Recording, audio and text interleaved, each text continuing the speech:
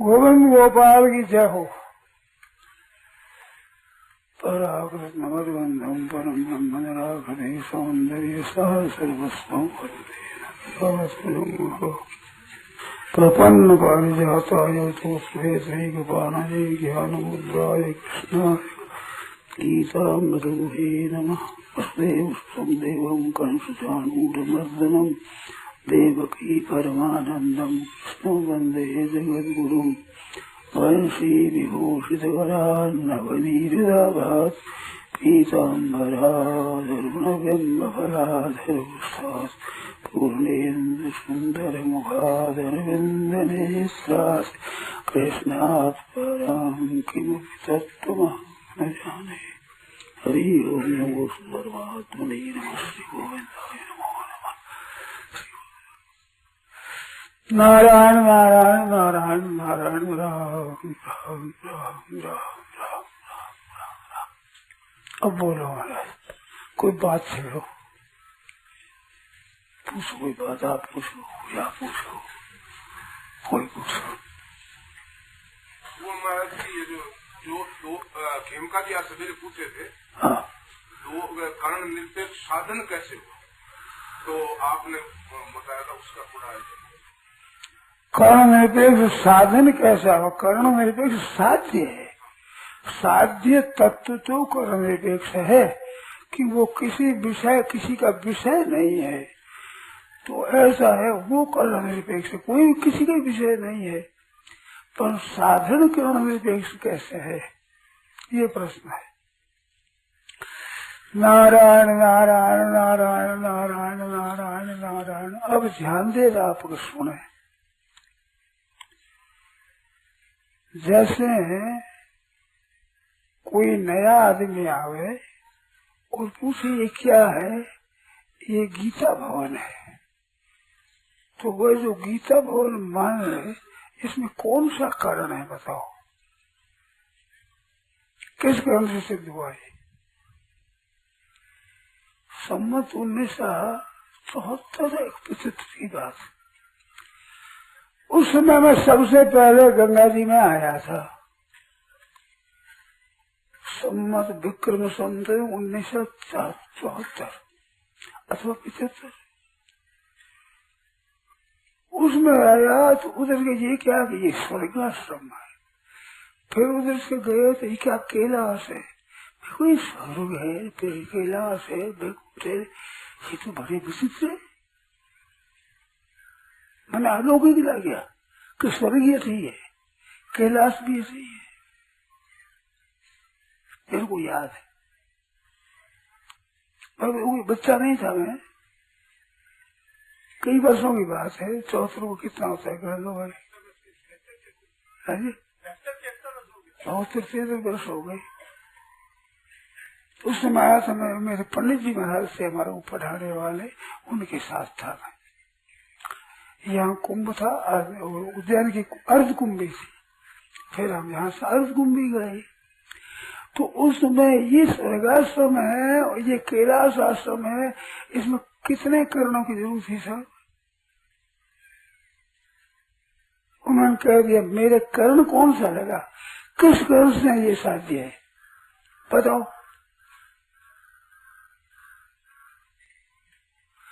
आप कहो मैं हूँ, आप हो तो किस कर्ण से हो बताओ, आपकी सत्ता किस कर्ण से है?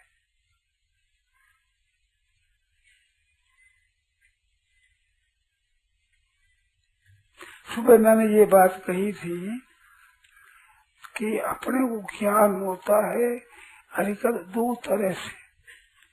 एक तो अपन कोई काम करना नया, तो काम करने में करेंगे तो वो अभी नहीं है।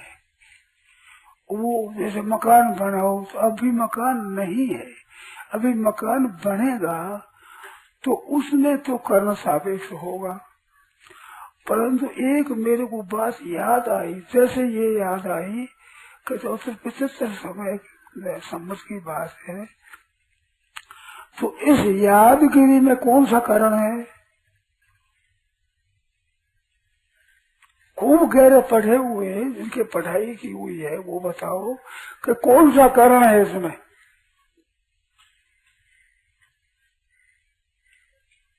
ये कर्म सापेक्ष कैसे हुआ? न कर्ता है, न कर्म है, न कारण है, न संप्रदान है, न अधिकरण है, न अपादान है। कौन कारक है बताओ? पढ़े से पढ़े लिखे आ जाओ। हमारा 2-3 विषय में आचार्य है, ये विराजमान है, बताओ उसे किस कर्म से साध्य है?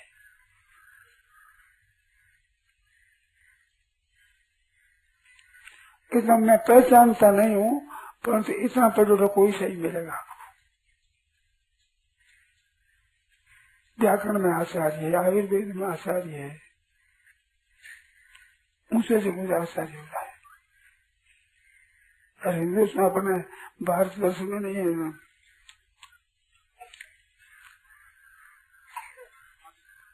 अपने मारवाड़ी समाज में,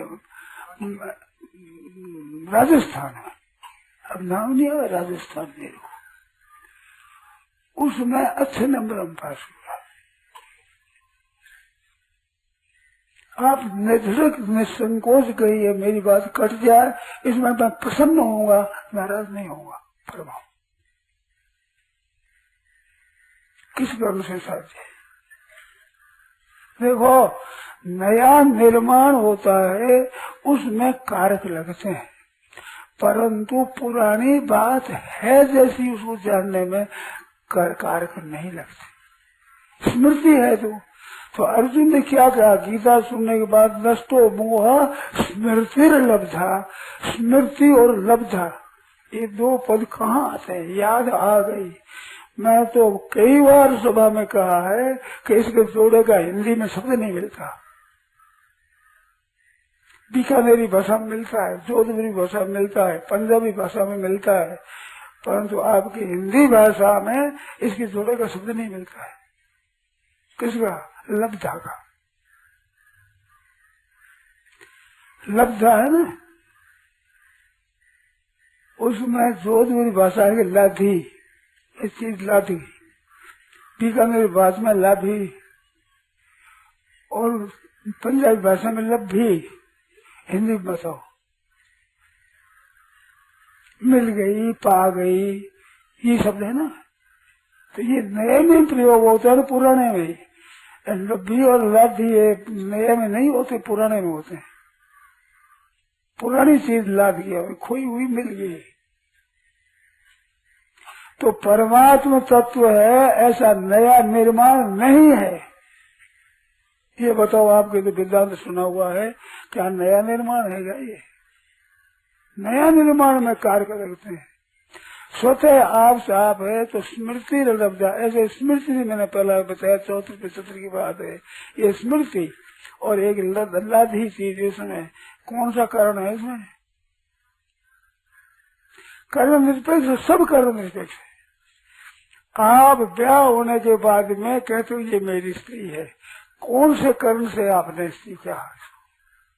कर्ण बताओ। व्यवहार आपका कर्ण निरपेक्ष हो रहा है, परमात्मा कर्ण निरपेक्ष हो, जिसमें तो संदेह ही क्या है? आप इतने बैठे हो, प्रश्न करो मेरे से।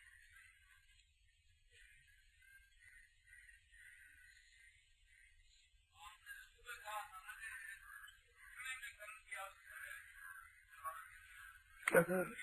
प्रारंभ में उठने में कर्ण की आवश्यकता है, पर उस प्रवेश में कर्ण की आवश्यकता नहीं। वो बात नहीं, बस ये बहुत स्थूल बात, बहुत स्थूल बात है। वह ये स्मृति और लब्धा पद है, इनसे आप देखो, अर्जुन ने यही कहा है, नष्टो मोह स्मृति लब्धा तत्प्रसादाद में। तत्प्रसादाद इसको कर्ण मान लो, कर्ता मान लो, कर्म मान लो, अनुग्रह मान लो, कुछ मान लो, भगवान की कृपा से हुआ। पर हुआ निर्माण किस कारण से, किस कर्ता से? गीता की बात बताऊं आपको, ध्यान देना आप लोग सुने। प्रकृति क्रियमाणानि गुणैः, प्रकृति के गुणों के द्वारा कर्म होते हैं। गुणा गुणेषु वर्तन्ते, गुणा है वे तो है कर्ता, और गुणेषु वर्तन्ते ये क्रिया हुई। तो गुणा गुणेषु वर्तन्ते तो गुण करता है यहाँ। इंद्रियाणि इंद्रियार्थेषु वर्तन्ते इति धार्यन्, इसमें इंद्रिया करता है। आप तो समझो अल्प कर्ता में कर्ता कर्म करने समझो ना, जो समझने वाला है बोलो।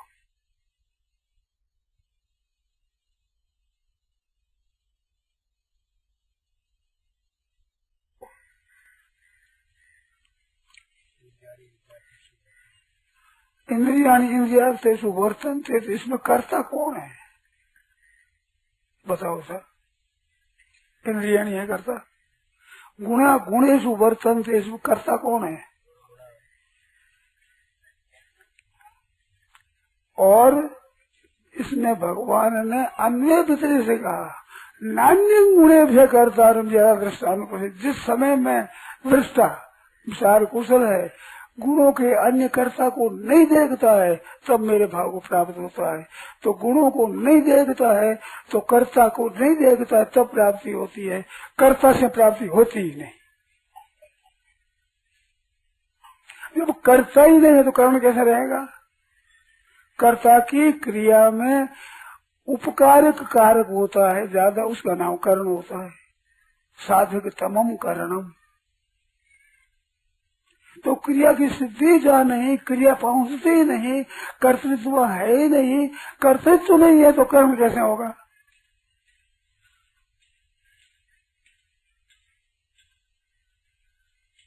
अब बोलो। स्मृति और लब्धा दो शब्द दिए अर्जुन ने। भगवान ने पूछा है तुमने एकाग्रता से गीता सुना नहीं, और तुम्हारा अज्ञान से होने वाला मोह नष्ट हुआ कि नहीं? दो प्रश्न पूछे। उसने कहा मोह नष्ट हो गया। और स्मृति और लब्धा पद दिए उसने। मेरे को ज्ञान हो गया ये नहीं कहा है, तत्व ज्ञान हो गया नहीं कहा। तो क्या कहा? स्मृति लब्धा। स्मृति लाद गई, यादगिरी मिल गई। अब मिल गई तो शब्द नहीं है हिंदी में दूसरा। अब मिल गई, नए में चलता, पुराने में चलता है। परंतु लाभी और लब्धी, इसमें नया शब्द नहीं होता है, पुराना ही होता है। ऐसे पुराने ज्ञान में आवेदन बैठे हो, बताओ कि हिंदी में कोई शब्द है तो मैं कहना शुरू कर दूंगा, मैं तो सीख लूंगा आज। हिंदी में शब्द बताओ जी। हाँ, तो मिल गई तो नए में भी होता है। मिल गई शब्द नए में होता है। लाभी है ये नए में नहीं होता है, पुराना में ही होता है। ऐसे स्मृति है ये पुराने ज्ञान में ही होती है, नए ज्ञान में स्मृति नहीं होती है। तो स्वतः सिद्ध तत्व है, इस तरफ वृत्ति होने में कर्म साध्य है ही नहीं। आप बताओ, इतने बैठे बताओ भाई मेरे को तो एक विद्या मिलेगी, आप अगर बता दोगे तो मैं तो एक सीख लूंगा। अगर काम पड़े तो कह दूंगा, मेरे लाभ होगा। आप डरो बस।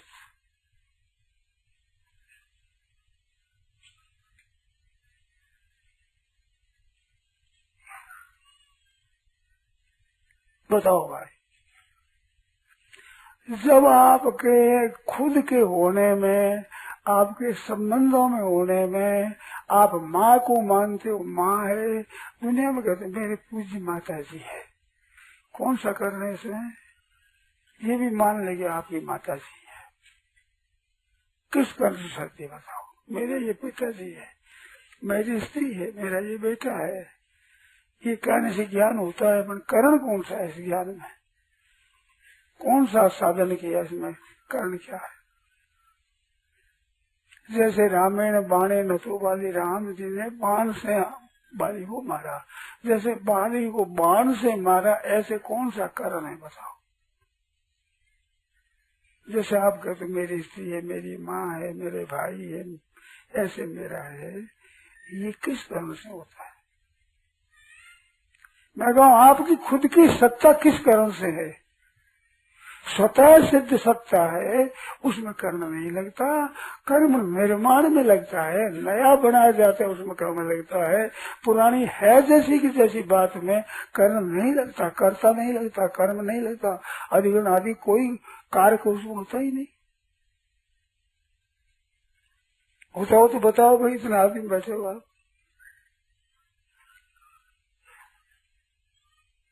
ये साधन है कर्म निर्देश।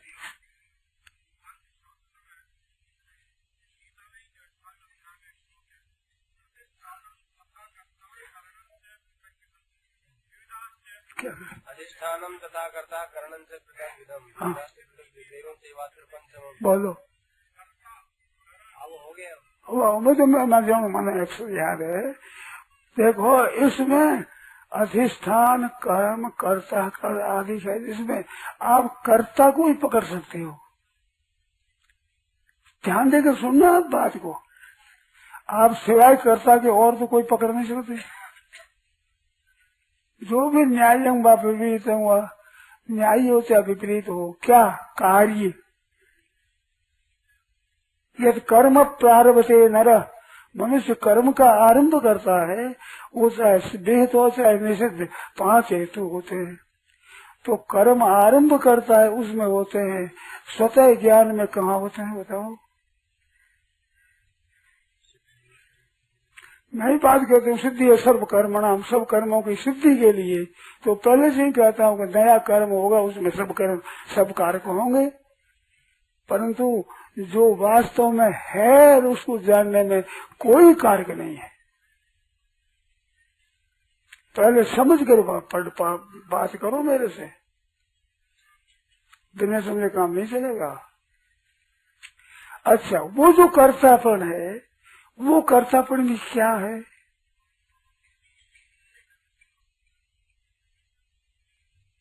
तीसरे अध्याय का 27वां श्लोक। हाँ, कर्ता आमिति मन्यते है, कर्ता है नहीं। प्रकृति के गुणों के द्वारा कर्म होते हैं, उसने विमूढ़ आत्मा कर्ता हम मन्यते, महान लंठ राज कर्ता मानता है। ये भगवान का कहना है, अहंकार विमूढ़ आत्मा कर्ता आमिति मन्यते। ये तो विमूढ़ादि की बात सही नहीं। 8वां 9वां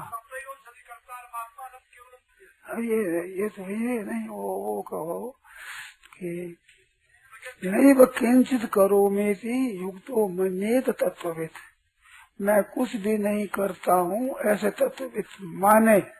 वे मान्यता की मान्यता से खंडन करते हैं।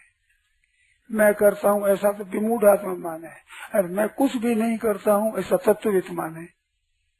नहीं वो किंचित करो में युक्तो मन्येत तत्वविद, तत्वविद विमूढ़ हम फर्क है, इतना फर्क है। तत्व तो ऐसा माने कि मैं कुछ करता नहीं हूँ, तो कर्तृत्व तो नहीं, अब कर्ण कैसे होगा बताओ?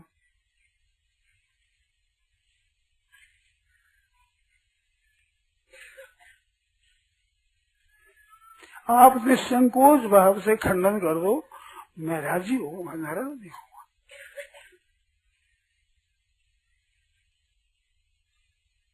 बोले वही इस विषय को समझता हो। वो प्रश्न का अधिष्ठान तथा कर्ता प्रश्न किया, मन कर्ता किसका नाम है? अहंकार विमूढ़ आत्मा कर्ता है मन्यते, और तत्ववेद नैव किंचित करो में युक्त मैंने तत्ववेद, एक तत्ववेद एक विमूढ़ आत्मा।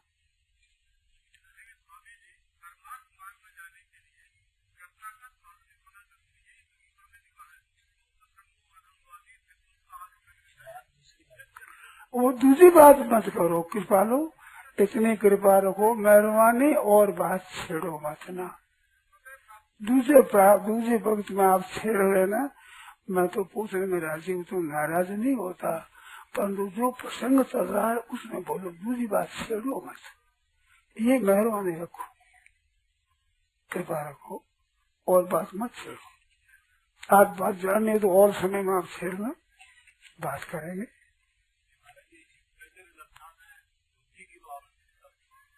ना, बुद्धि की आवश्यकता नहीं पड़ेगी। विचार पहले करो तो बुद्धि की आवश्यकता है। तो बुद्धि करण है क्या? आप ही बता दो, बुद्धि करण रूप से आवश्यक पड़ती है? कहते ये ज्ञान होगा। मेरा उत्तर ये है कि ये जो जानना है, उसमें जानने के लिए कहते आपको बुद्धि की जरूरत है, पर वस्तु सिद्धि में किस करने की जरूरत है? ये मेरा उत्तर है। बताओ। हाँ। मानो ये बात जानना पड़े तो कोई बोलेगा, बताएगा, कोई सुनेगा, वो विचार करेगा, तो कहने वाले की जबान भी करण होगी, आपके कान भी करण होंगे, आप विचारोगे तो करण होगा बुद्धि। परंतु वस्तु तत्व में क्या करण पड़ा, ये बताओ। जिस तत्व का ज्ञान हुआ उसमें क्या करण पड़ा? वो तो स्वतः सिद्ध है। अब स्वतः सिद्ध में कारण कैसे पड़ेगा? निर्माण किया जाए उसमें कारण पड़ेगा, बनाया जाए। बनाया जाए ये चीज नहीं, परमात्मा तत्व बनाए नहीं जाते हैं, वो स्वतः सिद्ध है, इसमें कोई कारक नहीं होता है, स्वतः सिद्ध है। इस बात से कर्ण निरपेक्ष ही तत्व है। खूब आप बोलो, सार करो। साधन मैंने कहा, आपने सुना तो कहना सुनना करण हुआ, परंतु आपको ज्ञान हुआ उसमें करण क्या हुआ, आप बताओ।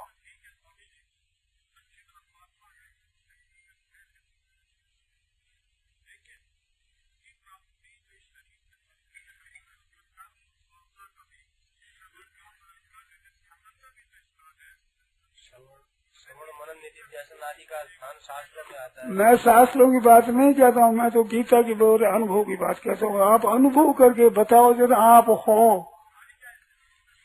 वो बात मैं मानता हूँ, आदर करता हूँ उसका, इसमें संदेह नहीं। परंतु कर्ण साध्य कैसे हुआ? अच्छा, कर्ण साध्य कैसे है? अच्छा, मैं आपसे पूछूं कि श्रवण का लक्षण क्या है, मनन का लक्षण क्या है, निधिध्यासन का लक्षण क्या है? किसको श्रवण कहते हैं? श्रवण में कर्णेंद्रिय का उपयोग होगा, मनन में मन का उपयोग। गलत है, गलत है, गलत है सिद्धांत से। ये वेदांत के सिद्धांत से कानों में सुनने का नाम श्रवण नहीं है। श्रवण मनन निर्देशन नाम शब्द लाओ तो श्रवण मनन निश्चय है, उस सिद्धांत के लिए श्रवण का अर्थ क्या है? कान नहीं है वहाँ, अरे कानों से सुनने की क्रिया का नाम नहीं है। बोलो श्रवण का क्या अर्थ है, या फिर मनन का क्या अर्थ है, या फिर निधिध्यासन का क्या अर्थ है?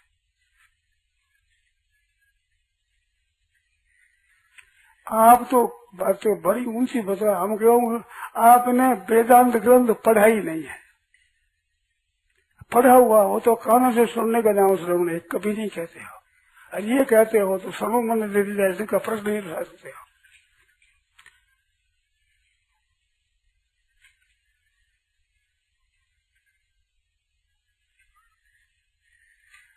बताओ, आप में जो ज्यादा से ज्यादा विद्वान हो, वेदांत को जानने वाला, वे आ जाए मेरे सामने, बात करें। श्रवण किसका नाम है, मनन किसका नाम है, निधिध्यासन किसका नाम है, और इससे क्या फल होता है, और किस लिए श्रवण कहाँ काम आता है, मनन कहाँ काम आता है, निधिध्यासन कहाँ काम आता है, किस कार्य में काम आता है? बताओ, वेदांत पढ़े हुए आओ, बताओ।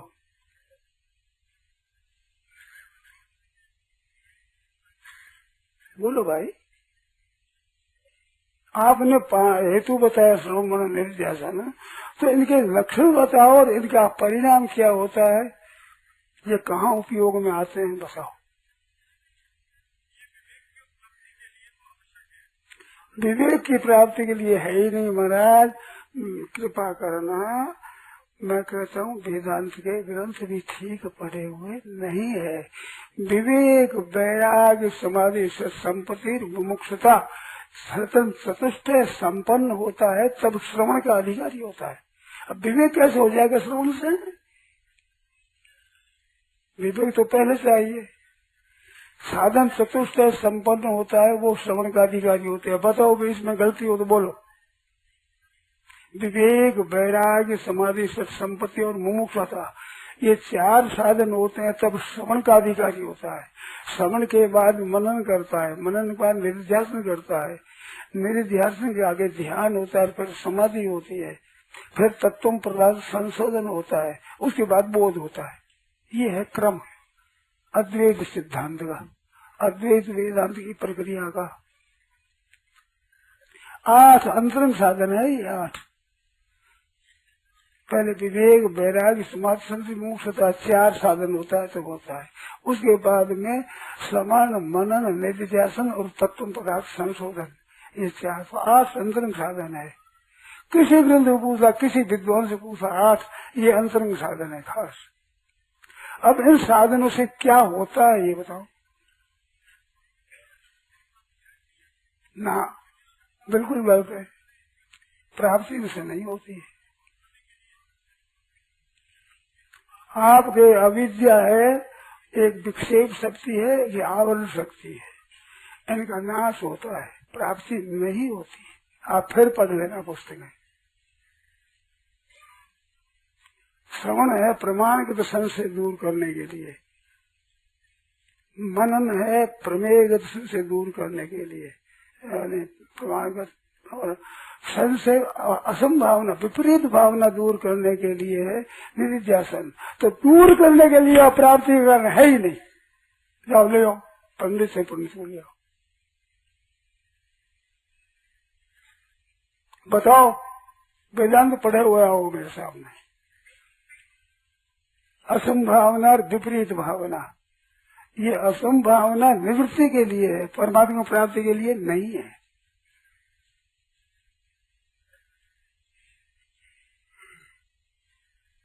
सोम जैसे बोध नहीं होता है, ये विपरीत भावना और असंभावना दूर होती है, बोध होते हैं।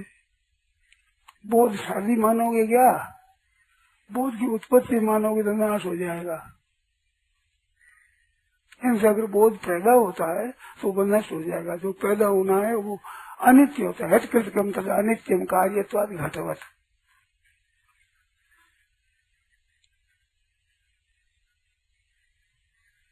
बोलो, ज्ञान भी कार्य हो जाएगा, कार्य होगा तो नाशवान होगा।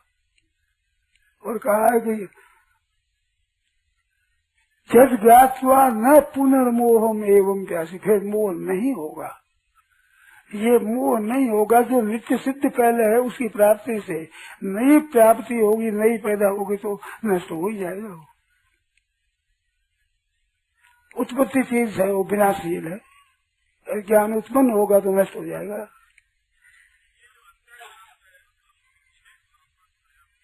क्या अंतर क्या है? वैसे आप ऐसे मत कृपा लो, थोड़ा समझो मेरी बात को।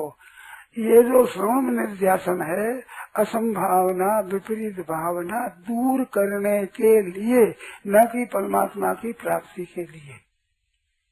ये याद कर दो, फिर पूछ तो देखो, फिर आ जाना, फिर पूछ लेना। वेदांत ग्रंथ मेरे पढ़े हुए हैं, ज्यादा कम तो नहीं कह सकता, परंतु मैंने पढ़ाई करी है, पढ़ाई गुरुजनों से करी है, परीक्षा दी है।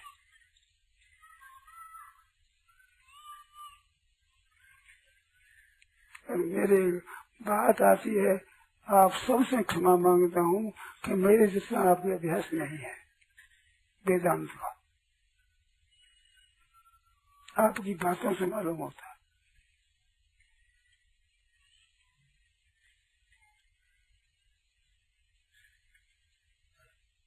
है तो बोलो।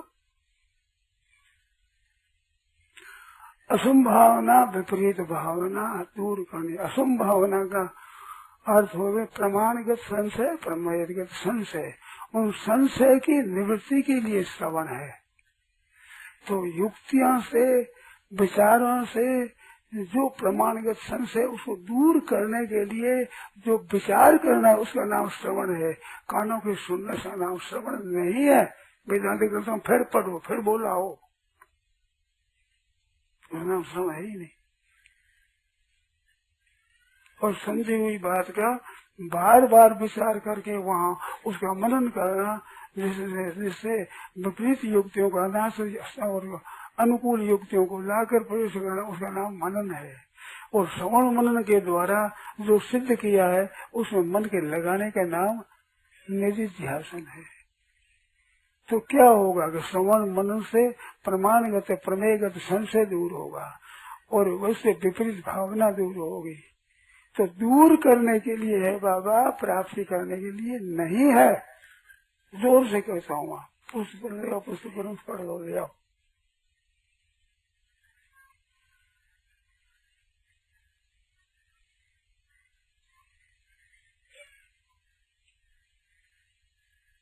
खूब आओ आप, खूब और विचार कर आ जाओ, अच्छे से ग्रंथ लेकर आ जाओ। मैंने भी पढ़ाई की है गुरुजनों से, मैंने भी गुरुजनों से पढ़ाई की है। बस इस वास्ते परमात्मा भी कर्ण निरपेक्ष है, उसका साधन भी कर्ण निरपेक्ष है। परमात्मा स्वतंत्र है, ऐसे उसका साधन भी स्वतंत्र है, स्वतंत्र नहीं है। असंभावना विपरीत भावना दूर करने के लिए उस निर्देशन है, परमात्मा में प्राप्ति करने के लिए नहीं है। बोलो इसमें कोई आपके संदेह हो तो बोलो।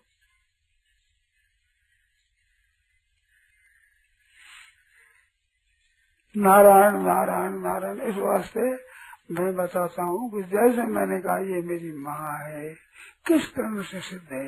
मैं कहूँ आपके तो मैं मेरी सत्ता अपमान तो किस कर्म से सिद्ध है?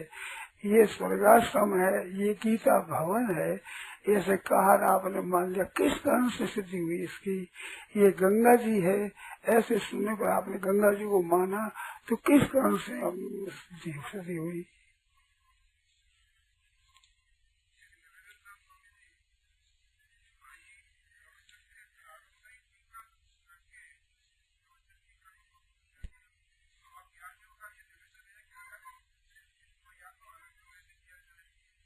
तो पूछना जो अलग पूछो भाई, ठीक कहते हैं आप, ठीक कहते हैं। तो तुम्हें पूछना हो तो एकांत में पूछो, अलग पूछो। नहीं वे बताते हैं तो मैं पूछता हूँ, इनका लक्षण बताओ, इनका उपयोग कहाँ है बताओ। सुनी हुई बातें अनंत बस करो। इतने आदमियों को समय जाता है नहीं, ये दस पर ख्याल रखो। समय बड़ा कीमती है, इतने आदमियों का समय खर्च होता है, थोड़ा ख्याल रखो, समझ करके बोलो, गहरे उतर करके बोलो। ये प्रार्थना है भाई हमारी। फिर आप स्वतंत्र हो।